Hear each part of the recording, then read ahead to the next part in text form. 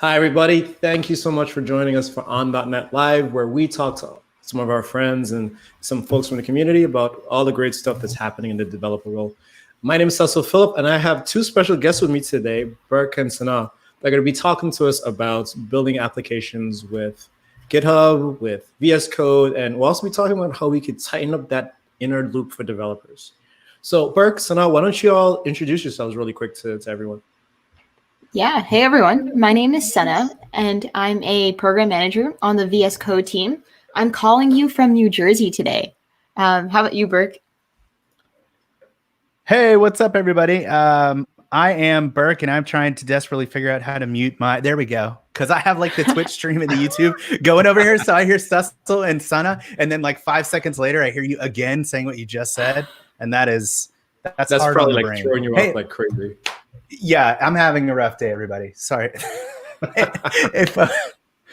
Just restart. Hey, what's up, everybody? How's it going? How you doing? Good. My name is Burke, and I'm a mess. And I'm in Nashville. I'm coming to you from Nashville, Tennessee, Music City, home of hot chicken, home of country music, other kinds of music. And thanks for having us, Cecil. Sure. You know, before this pandemic and all of us were on lockdown, I was really looking forward to coming to Nashville because you've been talking about this hot chicken thing for It's a good. really long time. He talks to you about it too? No, I went to school in the South, so I did you? can attest that hot chicken is good. Oh my God. You see, like y'all are tempting me now. You know what's weird about hot chicken is that I moved here probably 16 years ago to Nashville because I'm from Texas originally. What's up, Texas? Still love you. Always home. Anyway, came to Nashville and I lived here for like 10 years. And like 6 years ago, I started reading about hot chicken in like magazines and seeing it on TV. And I'm like, what is hot chicken? I've never had hot chicken. I've never even heard of Nashville hot chicken. It's like something we invented like 5 years ago. I swear. It just came out in the last half a decade and became a thing. And people think it's been around forever. It's not. Someone just invented it recently. Fun fact. Yeah, man. Yeah, hopefully at some point, man, we'll be back to like relatively normal. I could come over and hang out for a little bit and try some of that stuff out. Oh, dude, it'd be awesome. Oh man. All right, so we didn't come here to talk about hot chicken though. We came here to talk about VS Code and GitHub. So I know for me, I've been using VS Code for a long time. Actually, probably before I even started Microsoft, and I'm pretty familiar with Git. You know, I could copy paste some commands in the command line, and I could get stuff in GitHub. Right, I feel pretty comfortable doing that. So I kind of feel though like there's some things that I could do that'll make my developer work for a little bit easier. And I'm hoping you could be the two of you will be able to help me figure that out. Yeah. Totally. We hope so. We think so. All right. I think feeling comfortable with GitHub is always like a tricky area because there's so much to it that I feel like we're always learning and always discovering, oh, wait, I didn't know you could do this, or I didn't know this Git command existed. Yeah.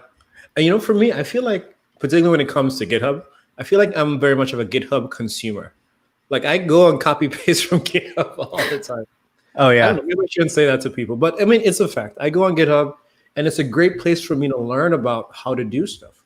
I go on and like I see how do I use this function? How do I use this library? How do I call this web service, right? I look for samples. I look for documentation, how to do stuff. I know a lot of open source projects, like their only documentation is in GitHub. So that's like the place to go to when I find stuff, right? Yeah. But I always think about this probably like better ways too for me to like interact with GitHub as a tool, right? And not just as like Sunday afternoon reading on the porch. I'm going through and I'm reading GitHub. Yeah, so there's a couple of things that I think I want to like philosophize about. One of them is that like just being honest. I don't know about you, but I just struggle with Git just in general. Like Son and I were talking about this earlier today.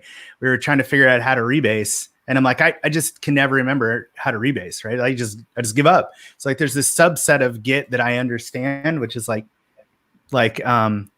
stage, commit, branch, stash, push, force push.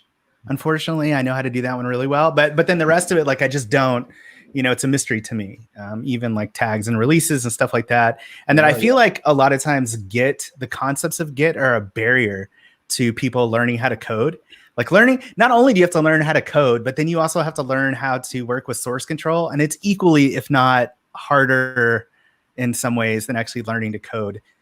So all of that to say that, like, if that's you and you're like, I'm the only one who doesn't understand Git, I promise you, I've been doing this for almost 2 decades. I still have no idea what I'm doing. I get into situations in Git and GitHub and I can't get out and I'm just stuck and I just blow the project away. And so anyway, the other thing is, Sana, we should talk about what inner loop actually means, because that's something that's a phrase that you introduced me to actually back when we were first working on this GitHub plus VS Code stuff. What is the inner loop?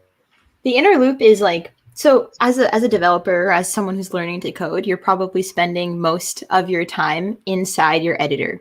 And that's where you're, you're working on your code, you're editing your code, debugging it, running it, like doing all the things inside your environment. And then the outer loop is like all the things you do because you have to do them. So things like Cecil, you mentioned going to documentation and like going to GitHub and like managing your project and managing your work. So it's all the stuff you do outside of where your code lives. So we've been trying to see in VS Code, like how can we make the time that you spend in the inner loop better for you? And how can we bring in some of those things that you would normally leave your editor and like be doing a lot of context switching for? How can we bring those closer to you so that you don't have to like be confused and do that context switching, and it's just closer to you so you're actually being more productive at the end of the day? Yeah, I think for me, anything that can help me remember commands quicker and like just get them executed was definitely shave off, seconds off of like every commit I have to make, every change I gotta push, And you think about it, as developers, we do those little things so many times throughout the day that probably if you accumulate like the amount of time that we spend, oh man, like what is rebase again? Oh, like what is the command? Like what is the switch? What's the flag? Like how do I format this command? You know what I mean? Like we'll probably save us tons of time. Yeah, that's the idea. And also there's sort of this fine line that we're trying to walk where like we don't want to re-implement all of the GitHub interface inside of VS Code, because that would not be, GitHub has a beautiful interface and people love it. And so we don't want to replace that. What we want to do is all those times where you're in VS Code and you have to leave it and you would just prefer not to for something small, like those are the small little rough edges that we're trying to smooth out. So that's the goal. I feel like we should look at some code or something. You want to look at some code? Okay, let's look at some code. All right, let me share my screen. Got it. Yeah. So I have VS Code open. And so some things that we've done in here to make that outer loop closer to you. The first thing you want to do is probably sign into VS Code with your GitHub account. So that's something we recently added. So you can see I have the VS Code Insiders open, and this account icon over here, you can see that I've actually signed in with my GitHub account. And once I do this, I can actually see all the parts of VS Code that can now leverage my account and all my GitHub settings. So you can like go in and see the trusted extensions that in VS Code that are using your GitHub authentication. So like I have a couple extensions installed, the GitHub pull request extension, Git Lens, which is like all things, GitHub and VS Code, and then this GitHub Issues Notebook. So you can install multiple extensions and you can choose which ones will provide you a different experience based on that. Sana, I have so many questions. The first one is, what theme is this? I mean, this is the most important question. Let's get out of the way.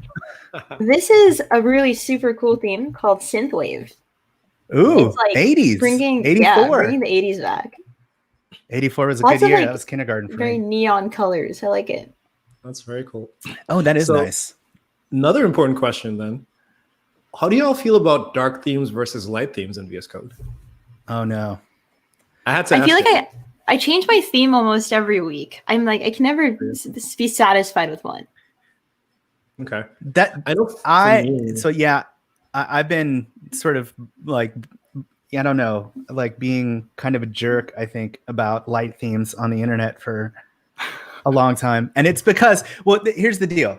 I feel like everybody put everything in dark mode and they weren't really sure why, other than it looks cool. And it does. My iPhone is in dark mode because it just looks better on the phone, right? Like the dark apps bleed into the bezel and it looks like just one contiguous surface. It's just really nice.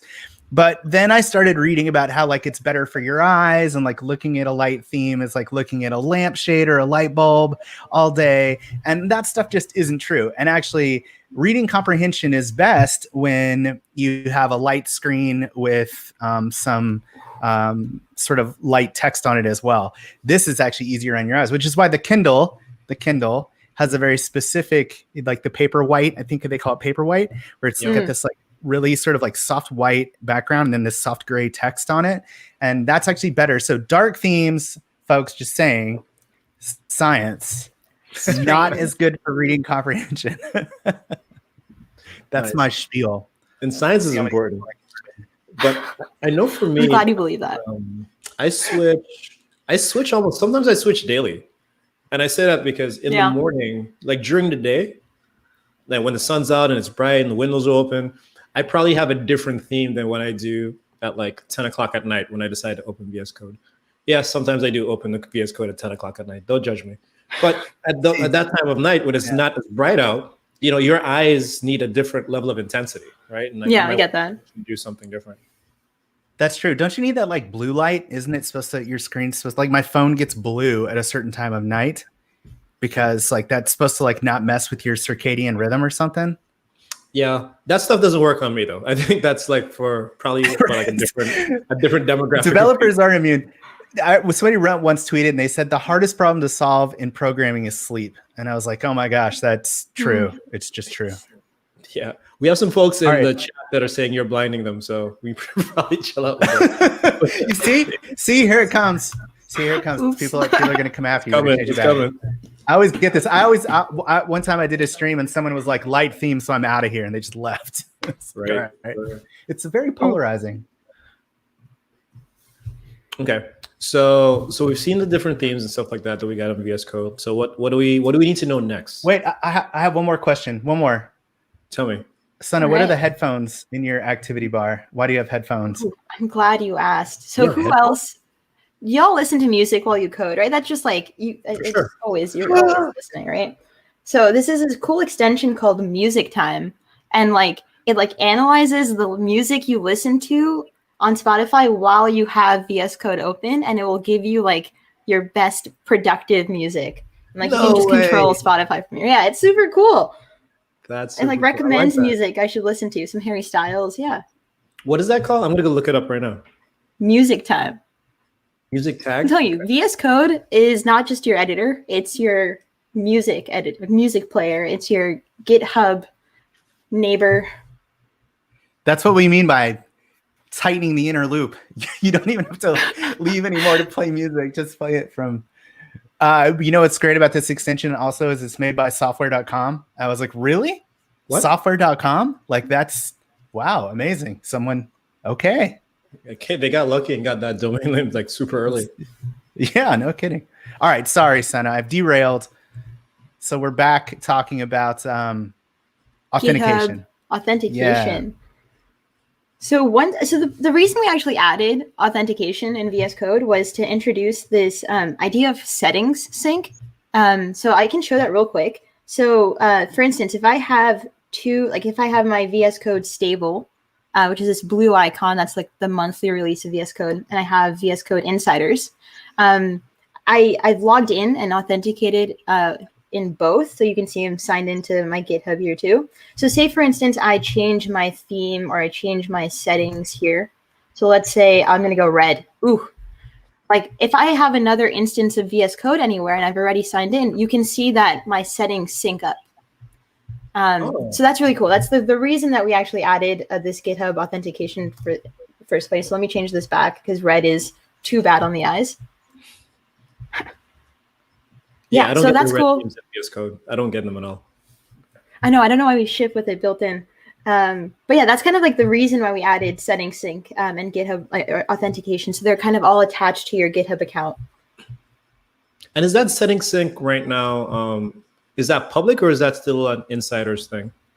I think the service is now public, but I think setting sync is still an insiders, but I'm not totally sure. You can go to our release notes and double check. Okay. But it's a really cool feature. We've got a lot of people using it. It looks like it's unstable. I'm seeing it. Yeah, it might be. Yeah, that's cool. Sync, yeah. Yeah, so if you have VS Code installed on like multiple computers, multiple machines, and you're always worried about like, oh, I need to upload my settings to GitHub in a gist and then bring them back down, or like don't need to worry about that. Just log in and we've got you covered. Got it. So once I've logged into GitHub with once I've logged into VS Code with my GitHub account, it actually unlocks a lot of cool features in core. So if I go over to the source control icon over here,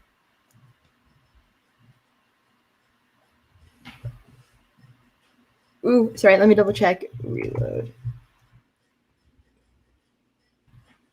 While you're doing that, I'd just like to point out that was Sean Wildermuth is saying that you're blinding him. Sean, don't give me any crap. By the way, Sean, when I was first learning .NET, I was reading this book, and Sean Wildermuth was the guy that was one. It was like .NET. It was for the .NET, one of the certifications, and this is way back when I first got started programming. And now he's in the Twitch chat. What's up, Sean? Nice. All right, so say I have created a new folder. I'm just gonna call it demo folder, like everything else I call. And so let's just say we add a new file into it, to say I'm starting to work on a project in VS Code. And like at this point, I'm being the smart developer I am. I realize, hey, before I actually do any work, let me actually put this on GitHub so that I have a version of it and I can actually now jump off and do my work. So instead of going to GitHub, creating your repo, initializing it, adding this existing repo from your local machine to it, we just made it really easy to do that from VS Code. So if I have this new folder that doesn't, it's just existing on my local machine right now, I can go over to this source control view. And because I've logged in with GitHub, I get this option to publish to GitHub as well. So I can click this, and you can see that I can really easily decide if I want to publish it to a public or private repository. So let's just make this a private repo for now. Choose which files I want in my initial commit, and then it will do that. Like it will initialize the repo, add all the files. I don't have to worry about doing a lot of those commands, and I can just go over to GitHub, and voila, it just set it up for me, right? And so I can go in and double check, like, hey, did you get my remote set up correctly? Yeah. Like I didn't have to do all VS those Code could do that. Like I had no idea that was even like a thing. Yeah, and so right, like you don't have to like switch to GitHub to make sure to do that, and then you have to like I've done the mistake of like literally copy and drag folders into the new initialized repository I've made. It's just like you just do it from here. It literally took a push of a button. So hey, Sana, when you go ahead. Go ahead, Cecil. I was gonna say when you the delay is amazing. This is awesome. When you do that, does it create a git ignore? Obviously, I've never done this before. Does it create a git ignore file for you when you do that? I don't think so. No. I think in this commit you can see we just pushed that one file. Okay. But that would be a good feature suggestion that we could do, right? We could initialize this with a README or with git ignore. Yeah, maybe a license file too. Like that'd be great if you could do that. But I was gonna say I'm one of those people, and I've also gotten shamed for this because apparently this is not what real developers do. But I start my repo in GitHub and then bring it to my machine. And I was on Twitter one day and someone was like nobody does that. Like you get init on your computer and then you push it to GitHub. But I'm like, I didn't realize like there was, a difference. Like, there was a law of the land for developers that you cannot get inits like in the cloud. Like you got to do it on your machine and then go to the cloud. Oh, I do it from GitHub too. And then until this came along, and now I just do it from here. Oh, I do it. I'm totally different. I do it locally. So I'm like, create React app, new app, right? And then I code. I'm like, cool. Got to push to GitHub. And then you're like, crap. And then you have to go to GitHub, create a repo, which puts a markdown file in there. And then you go to push, and it's like, yeah, it gives you this like fast forward error or like unrelated histories error. So you have to pull and then you have to push. So I wonder if it's like, that's weird. I didn't realize that some people started from, I thought everybody started locally. And I always wondered, why can't you create a GitHub repo from VS Code? That should just work. Now you can. Prayers have been answered, Burke. Yes, mine, to say the least. So I'm curious about this though. Under the covers, is it using like the GitHub CLI? Because I know that's the thing that got released the other day. Or is it doing something different? I'm not totally sure what's happening under the hood. You should be able to look at the output there, right, Sana? Maybe we can. Yeah, we can. We can probably go to GitHub, maybe Git. Yeah. Yeah, so you can see in this Git output, I guess, all the things that did happen. So like, right, like it set my, config. Yeah. I don't even know what this stuff is doing. Yeah, this is too symbolic. Rev parser. There's a for each in there. What in the world? Yeah, I'm like, I've never run half of these Git commands before, so I don't know. Yeah, exactly. And then what's cool is that, like, so say I'm going to open a totally new folder now, new window. So say instead of maybe pushing my own local repos to GitHub, what I could do is, because again, I've authenticated, I get an option to clone a repository. So like you kind of said on your Sunday evenings, you kind of go on GitHub and browse projects or read docs. I can do this. And so I can get this button to clone from GitHub. So I can either paste a repository directly, or I can start searching repos that I've created. So if you like you and me, if we create the repo first and then want to bring it down to our local computer, we can do that as well. Nice. So I'm going to search for one that Burke has because I spy on his GitHub repo all the time. We all spy on Burke's code. And let's look at this one. And I'll just choose where I want it, and it will clone it, and I can open it in the same window. And again, it cloned it over HTTPS. So yeah, I can just double check. Set my remotes. There we go. So yeah, that was also super easy. Like you don't have to worry about going to GitHub, getting the Git clone, doing the Git add, and all that, CDing into my computer. It just did it for me. And the extension that you're using specifically is the GitHub pull request extension that does all of this, right? Is what you're using? So it's the GitHub pull request extension. And so once you have the extension and you've authenticated in VS Code, you get these new features in the core of VS Code as well. Nice. And so I'm guessing that still works really well with the built-in Git extension or even Git Lens, right?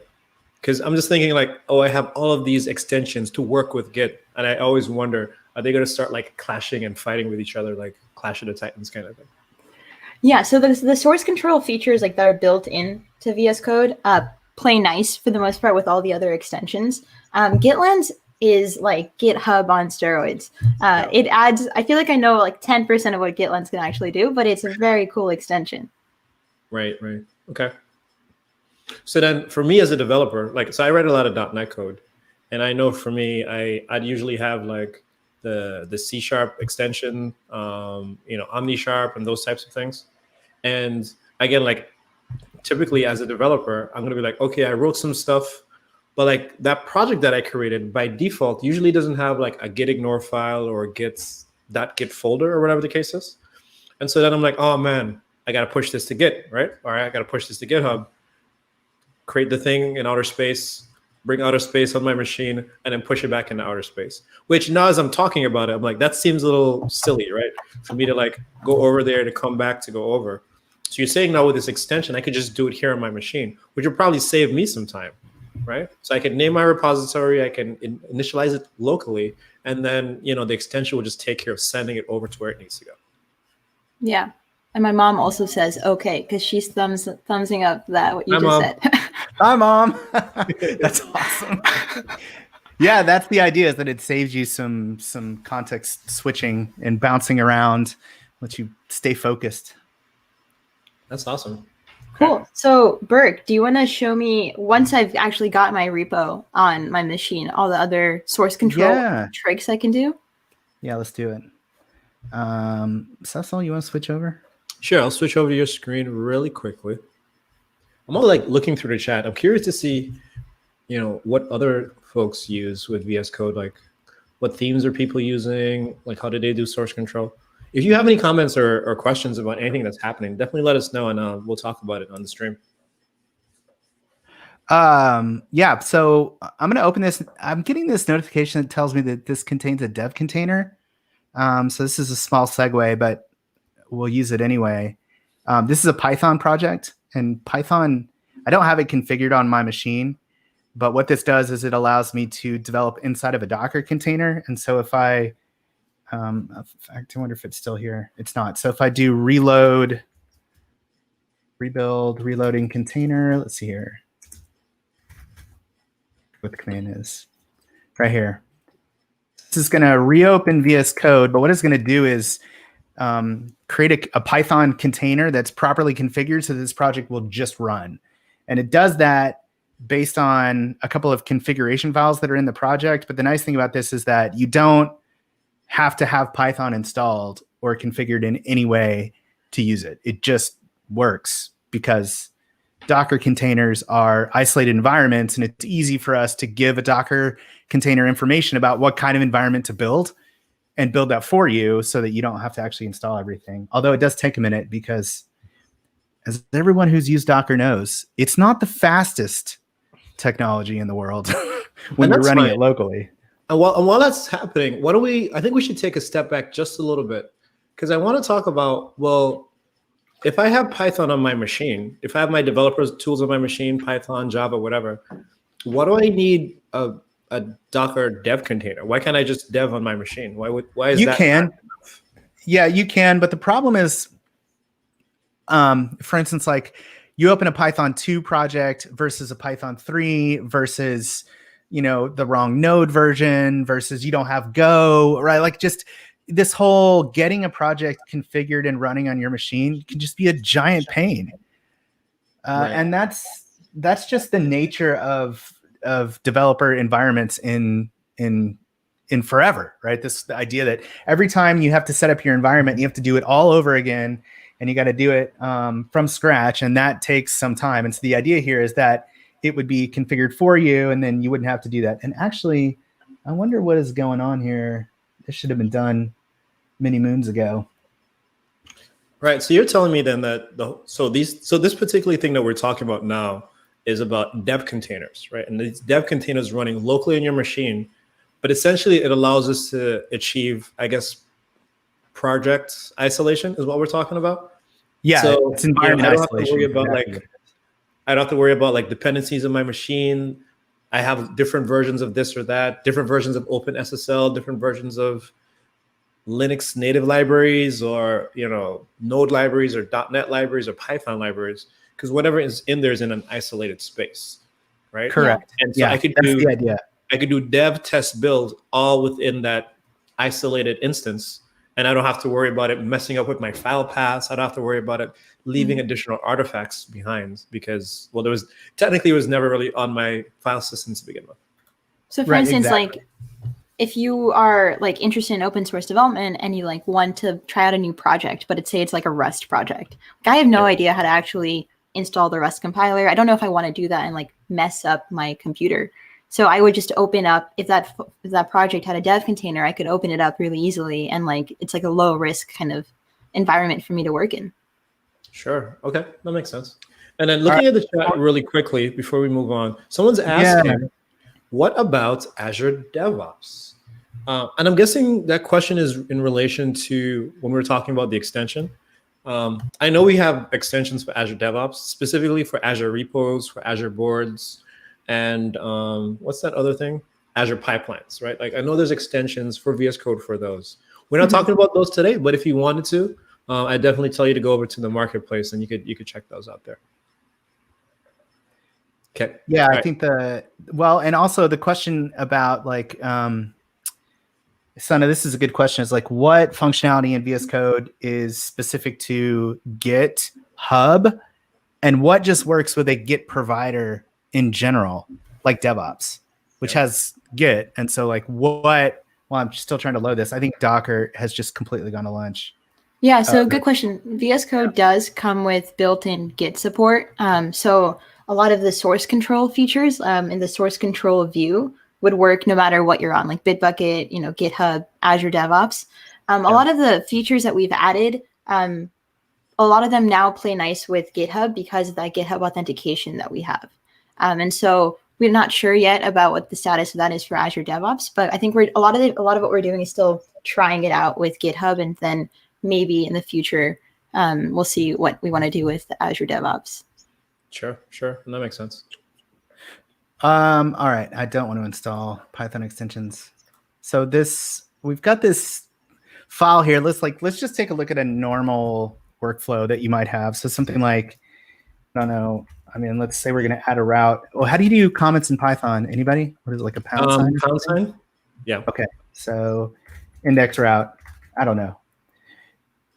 So simple change, and then when we save, and stay with me here if you're familiar with how this works. We're just going to go through some things that you may or may not know here.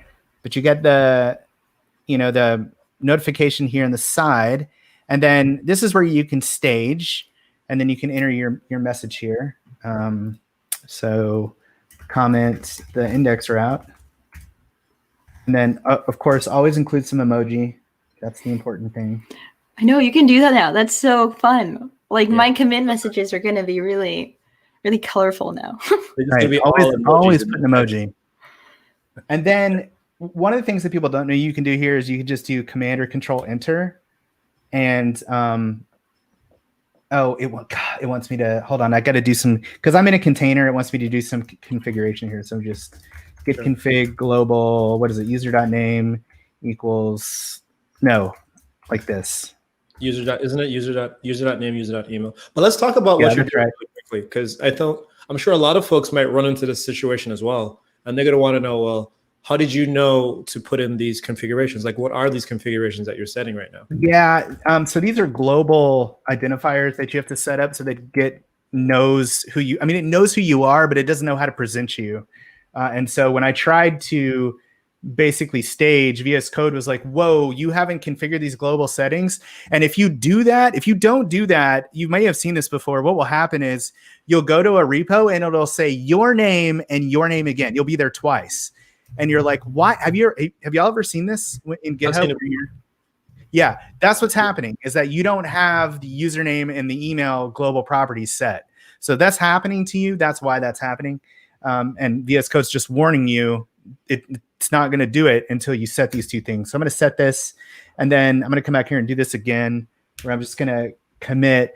But one of the things that you'll notice is that I never actually staged the changes. I just committed. So you can just skip the stage. If you just do the commit, it will stage and commit for you without you having to do that. So it's just like one less step you have to go through.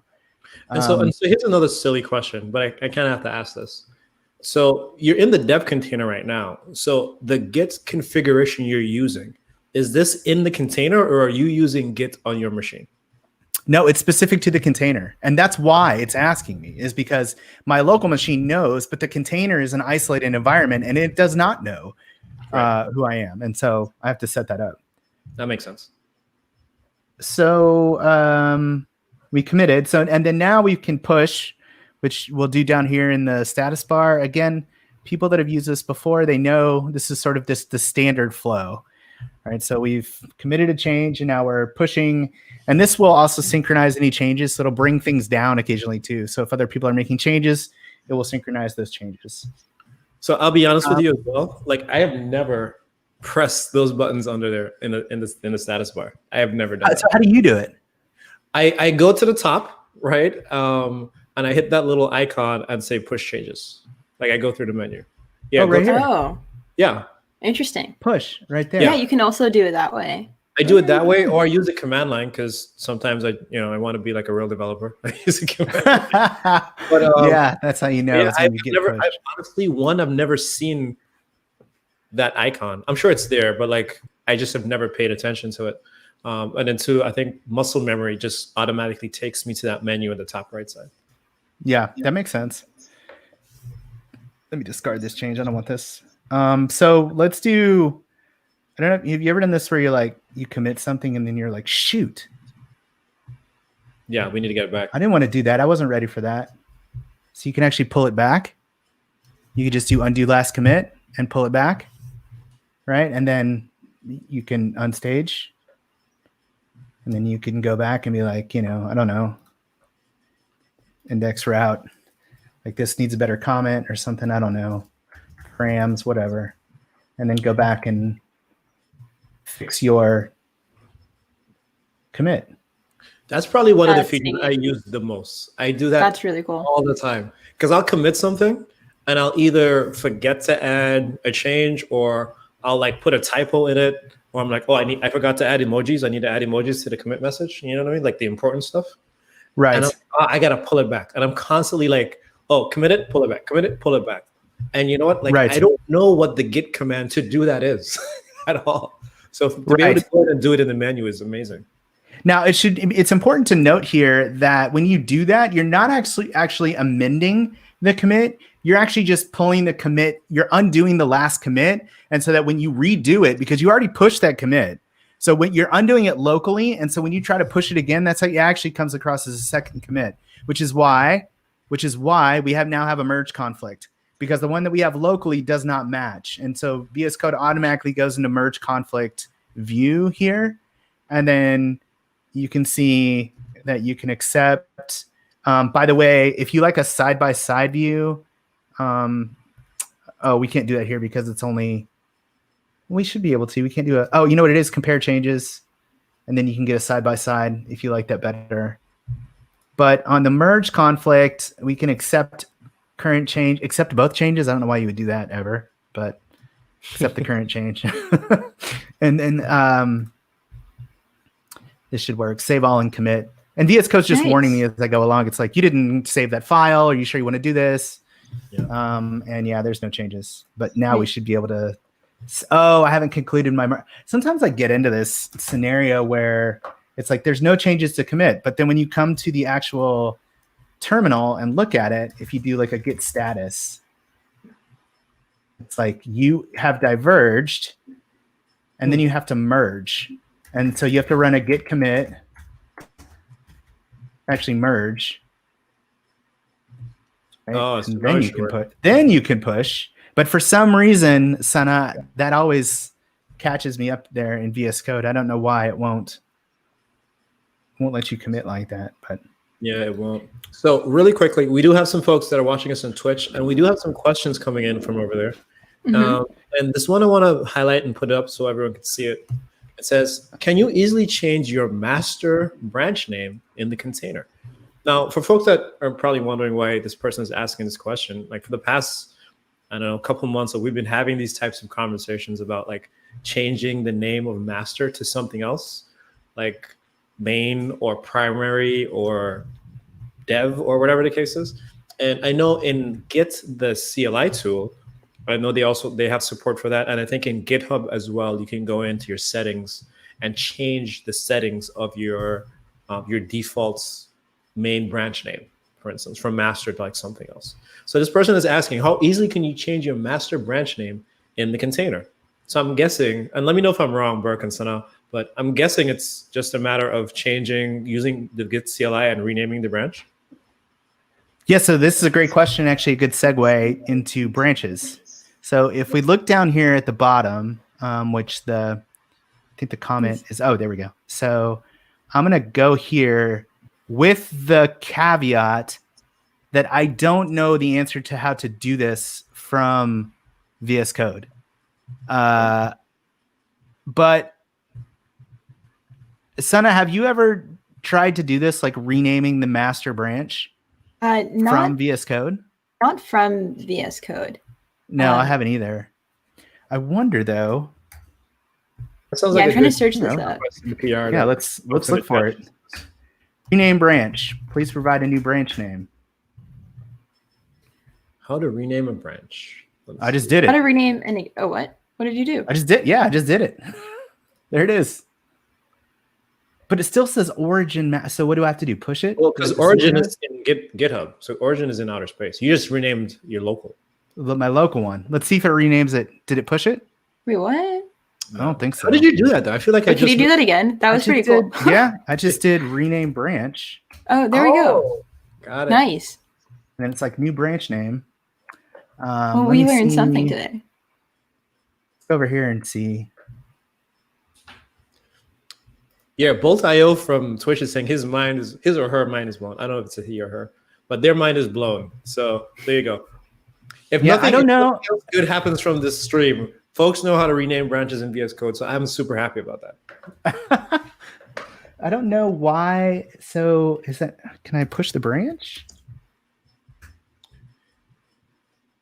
Doesn't seem to be renaming because the master branch is like a special branch. It's not like a normal branch because it's the default branch. So I don't know the answer to this question. I don't think you can just do it. I don't think you can rename it from local, because if you think about it, right? Like, so GitHub is in outer space and you have a local repo. And so what you're doing technically is you're pushing from main to master, right? But you're saying what you want to do is you want to push from main to main, right? So I don't know if there's a way to do it in VS Code, but I know you could do it in the command line. Change default branch. So add another branch. So let's create a new branch. Can I call main, or is it going to tell me there's already one there? Ah, it's already there. So now I'm in a weird place. Okay, fine. Watch this. Yeah, and we have Peter G from YouTube. One of our YouTube watchers are saying you cannot rename it locally because it's decentralized. But what we could do, we could create a new branch, call it main. Watch this. Push this. Bolt.io is saying, have you ever done a push -F? You know, push F. Oh yeah, that's it's a force push. Yeah, all the time. Well, it's a capital F, not a small F. I'm guessing capital F and small F do different things. Push -F. Oh yeah, that might have worked. Push dash capital F. So I pushed another branch here. So now I understand. Update the branch. Default branch change to main. I feel relatively successful right now. But I don't know if that like blows away commit history and stuff. Maybe it does. But yeah, so you could. So what I did there was I just created a new branch called main. And then I went to here and went to view all branches. And then went to, what did I do? Change the default branch. Yeah, I did change default branch. And then I just selected the one that I just pushed. Yeah. Okay. Okay, so let's talk about some other stuff here. So there's an extension called GitHub pull requests and issues. Have we talked about that? No. We have, right? All right, so there's an extension called GitHub pull requests and issues. Kind of a mouthful, but good one. Yeah, we actually like internally we call it the GHPRI extension. It's just like the longest acronym in the world. Oh my god. GitHub pull requests. So let's just look for it here. I already have it installed, but I have the nightly one installed, which is like the. Oh look, there was one for Azure DevOps. I'm only pointing it out because there is a DevOps extension. Yeah, someone had asked about it. It says there it is, pull requests for Azure DevOps. You just passed it like 2 seconds ago, but yeah, there it is. And yeah, there you go. So for the person that was asking before, so there's a similar extension for Azure DevOps. Very cool. So GitHub pull requests and issues. And then there should be a nightly one. Do I not have that installed? Burke, you getting a little bit of shade, man. Like, can you handle this comment? I don't know if you can. What does it say? Bolt.io is saying, can you really be a dev without dark theme? No, you can't. You can't. Shots I'm not fired. a dev. I'm in developer relations. I'm not. I'm an advocate. I'm not a real engineer, so I can just dodge that. We don't really write code. We just show you the code. Right. Listen, hey, I'm countercultural, man. I'm going against the grain. I do my own thing. I'm not going to use a dark theme just because everybody else is doing it. Right. That's who I am. I'm a rebel. You do you. You do. Yeah, you. exactly. All right. So I've got this extension installed, which gives us this new GitHub item here, which you can't see because, like, let me hide this remote explorer, hide the music. the music time. There it is right there. It looks like that. Yep. I wish it was the Octocat, but it's not. Would be so anyway, right? And the GitHub icon. And you can see your pull requests and issues. So you can create a new issue from this just by clicking this and saying, oh, it's activating. So it brings up this like markdown file. And of course, because you've got markdown, you can side by side it.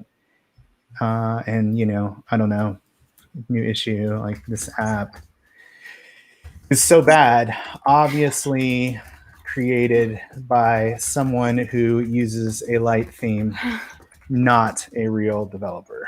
Is that good? Bolt, did I get it? That's just perfect. for you. There you go. Okay. And then assignees. So watch this. Check this out. I'm just going to do an @ sign, and it knows who the people are that are on that GitHub repo that are attached there, people that are contributors and members. And so I can pick Sana here, and then I can even create a new label. Let's just call this gripes. And we'll save this. And then if I hit this arrow here, it will tell me, first of all, the label doesn't exist. Do you want me to create the label? Yes, please. And then it will create the issue. And I can say open issue. And here's the issue that we just created, right, from VS Code. So we just created an issue. We never actually left the editor to do that. And it's assigned. Sana is assigned. And then we've got a new label here. But we can take this a step further, actually. There's a couple different ways to do this. So another way is we can actually highlight a block of code. So like, let's say we want to highlight this section here and say create issue from selection. And we can just call this the index route is awful. I don't know. And creates the issue for us. And we did that directly from, if we go to this issue, you'll see that we've now got the code. See, I highlighted it and I said index route is awful. And here's the index route, right? So the code that I highlighted becomes the actual issue here. And then we can also do it by, if we have something selected, you can just do it from anywhere just by doing create issue from board. And you can do it that way as well. And if you click on this little pencil up here, that takes you to the markdown where you might want to put like a GIF, something important, like an animated GIF. Yeah, and that's how it goes. And then that's basically creating issues from GitHub. And actually, I'm going to turn it back over to Sana to talk about some of the things you can do, because you'll start to see them showing up here now in our issues view. But there's other stuff you could do. Sana, you want to show that stuff? Let me share my screen. Sure. But this is really cool because I swear to God, like I have never seen this tooling before. But now it's making me feel like I probably never have to go to github.com again. Like I could just do all of this on my machine, which will save me so much time going back and forth between VS Code and the browser. Yeah, fewer round trips. Yeah, and so I have the same repo now opened. And so I can go over to this tab here and I can see my issues. So this is the one that Burke just created. And he assigned it to me. So what's cool here is I can like really customize the queries that I see. So say if I click on this gear over here, I can configure queries and it takes me to my settings.json. And it's cool, like I can add more sections depending on whatever I want to track. So say for instance, I also want to track Burke's issues because I need to keep track of his work too. So make sure I'm actually doing it. So I could kind of this query language is virtually the same as what you would be querying on your GitHub on GitHub.com itself. So I can use the same kind of repo, the current repo that we're in, and then I can add a query for assignee, and I can have it be Burke, and so it will add this and it will reload once he gets actual work assigned to him. And yeah, then I can see it and I can kind of customize what I see over here. I can do the same for my pull request sections over here. You just query them depending on what works for you. Nice. And so let's actually do the work that we were assigned. So I can go, once I click on this issue, I can click on this arrow and I can actually check it out. So what you just saw what happened was I was on the the main branch, I guess, and then it checked out a new branch for me just for me to work on this issue. Yeah. Which is really convenient. So now I can actually go in and I already actually added something. So you should wait. Hold on, Sana. You should go in the dev container. Yeah. And the dev container.json file and like force a dark theme on me, which you can do. Yeah, I could do that. That's a good one. Right. So in these settings over here, I could what is it? Theme. I think you do it. Is it hold on, let me look. I just pulled this out of thin air. So let's see here. Is it extensions? Workbench.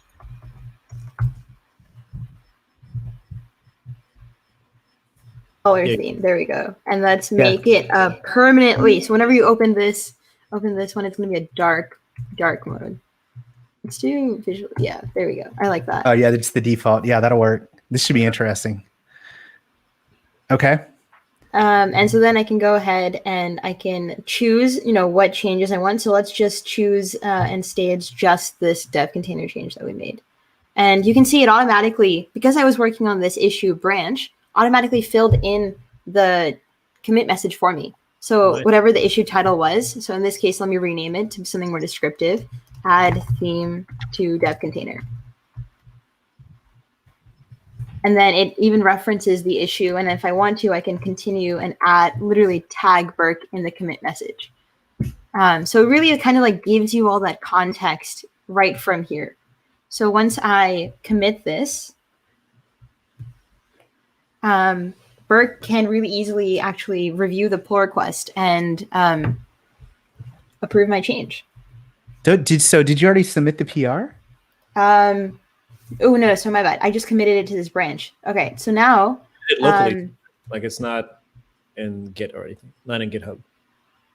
Yeah, it's not. Sorry, it's just on this branch. So now, if I want to, I can create a pull request. Let's call it. Yeah, let's use the commit message, and this will create the pull request. Yep, there it is. Yeah, and so I can go ahead and I can see like the changes. I can see the files that were changed. I get this diff view. All right, looks good. All the commits associated with it.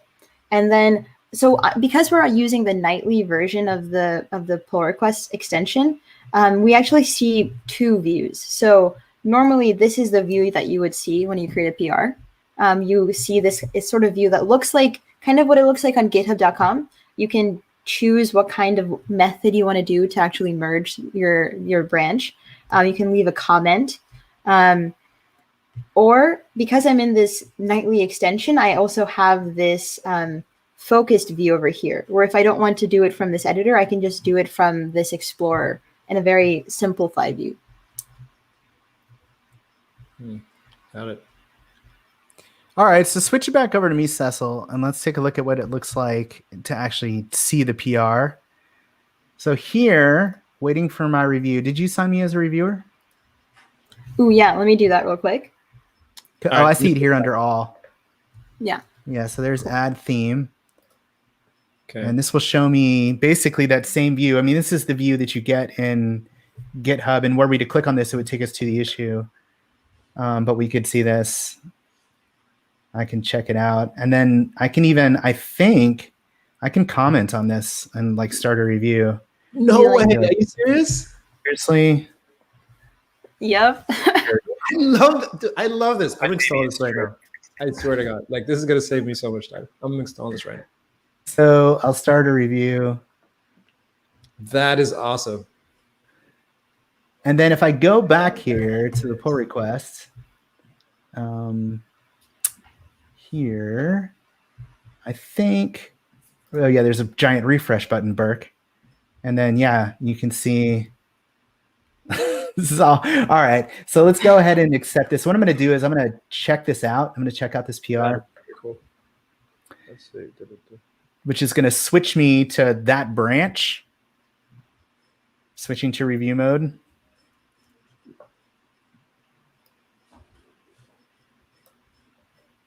So now I'm on that branch. And so now, if I come back to my Explorer, man, VS Code is really slowed down. But I love this UI that the extension adds to Visual Studio Code though. And it's really interesting for me when like extensions add UI like that. You know what I mean? Like when I say UI, not just like a button or like something from the palette, but I feel like there's a whole screen that you could interact with and, you know, add your comments and stuff like that. And I think that's really cool. Yeah, absolutely. And so I've checked it out. We don't really need to do that, but ordinarily you might check it out so that you can actually run it and make sure that the app still runs, right? That it's not broken before you actually merge it. But again, because I've got this focused mode, as Sana was talking about, when I come back here, I can leave comments here, but I can also create a merge commit and just say merge this pull request, right? So I'm just merging it directly from here and be done with it. And then I can actually delete the branch because I've got this branch now, but I don't really need this. This is her branch, right? But it's cluttering up my branches. So I'll just say delete the branch.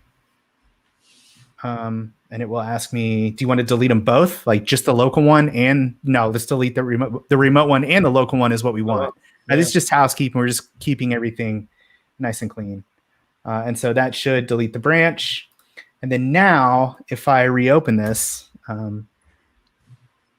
reload, hold on. Reloading container. Let's reopen, rebuild container. Reopening container, rebuild container. So if we did this right, this should force me into a dark theme, even though I don't believe in them. I don't believe they exist. So yeah, this is going to rebuild, but this sort of shows the flow of what it's like to work with issues and pull requests and changes and collaboration inside of VS Code without actually leaving VS Code to go to GitHub. And hopefully you can see that it's supposed to be casual. It's not supposed to be a complete replacement UI, right? It's supposed to be how you can quickly get in and get out and more nimbly work with GitHub without having to go to the website every single time.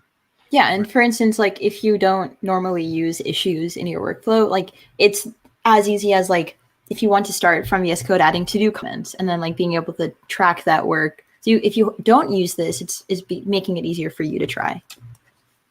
And kind of like what you mentioned, even though if you don't use issues per se, I know I have a few repos that are on GitHub that get pull requests and things like that all the time. So this would be a really interesting way to have, like, I can just pull down that change, right? And like look at it and work with it in its own branch on my machine. And then I could say, okay, well, do I want to merge this PR or not? And I still don't have to like go to the browser to approve and do some of those types of things. Yeah, that's totally the idea here.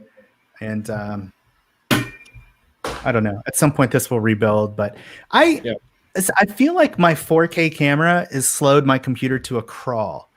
Like if I just use the built-in webcam, it's fine. But this 4K camera and the computer is like, I can't push that many frames. Burke, it hurts to look good. I know. That's so true. Camera's putting in work, man. That's what's happening. Camera's putting in work. That's awesome. All right, so folks, we are coming close on time. So I just want to make sure that we cover everything and also make sure that we let folks know what do we want them to do when we're done. So we looked at the GitHub extension. Specifically, it's the GitHub PR and issues extension is what we looked at, right? And then I also pasted that chat a little bit earlier. So if folks want to go ahead and download it and try out, they can do that. If you want them to submit feedback, would you prefer them to use the extension and send you an issue, or would you prefer them to like reach out to you on social media, or like what's the best way for them to contact you? Both, honestly. Like if you go to our VS Code GitHub repository and have like a feature suggestion or something that you want to see in that sort of PR collaboration workflow, that would really help for you. Like for instance, like we just learned when you publish a repo adding the git ignore, for instance, like that's a good feature request. Or any feedback, we can leave it on GitHub, or you can just mention us on social media and we're happy to engage with you there too. Nice. You know what everyone should do? This is a challenge for everyone that's here. It's not really a challenge, but this is what I want y'all to do. Download the extension and go ahead and like just spam the accounts with with issues. And vote dark Rachel theme or light theme. No, yeah. Vote dark theme or light. That's good. Just do that. And just say, hey, I created this issue using the GitHub extension. Right? Yep. And here's the repo. I'm just pulling it up so people can see, but it is open source. I've got some issues open in here as well. But they shout out to Rachel who works on this extension. Is it just Rachel? I think Rachel and Alex do, yeah. But we got a good team. Yeah. And so poor Rachel has got like 468 issues. Can you imagine having to do that all by yourself? So yes, be nice to Rachel. Thank you, Rachel, for your hard work. And I'm just pulling up the link right now. I'm going to share that with everyone in the chat right now. There you go. So you should have the link to the extension on the Visual Studio Marketplace. And 2, you should also have the link to the GitHub repo for the extension that lets you work with GitHub repos. So again, if you ever want to send us some feedback, you want to send a PR or create an issue, you can do that right inside of Visual Studio Code and let us know what your experience was like. Yep. And you can hit us up on Twitter. Let us know what things you'd like. We always like to know, like, what is missing? What do you need from VS Code and GitHub that isn't there? Like, we'd really like to know that. Yeah, we totally want to make the workflow is really flexible, but we want to make sure we're including all the different kinds of GitHub features that you do use. Right. Awesome. Well, hey, thank you both for coming on. I really appreciate it. It's been lovely talking to you. Y'all have already made me install 2 extensions already to my tons of extensions that I already have in VS Code. So nice. Someone should make like an mission accomplished. Manager. Like that's what I need. I need an extension to manage my extensions. That's what I need for VS Code. That's very meta. But yeah, I'm definitely gonna try this out tonight actually because I know I have some PRs I need to merge. So I guess I'll try it out and let y'all know how it goes. All right, man. I still think you should spend your evenings playing Overwatch with me instead of coding. I did get Overwatch. We'll talk about this later. But okay. Okay. They don't need to hear about this. You too, Sana. I know you told me many times. I said I'd buy it for you. I'll buy it for you. I'm so lonely, y'all. That's funny. All right, man. Well, hey, thank you all for watching. This has been another stream of On.NET Live. We really appreciate you all joining us from all over the world. Go ahead and download the extension. Go ahead and try it out. Leave an issue and let us know how you feel about it. All right. Bye, everyone. Thanks, everybody. Good to see you. Bye. Have a good one.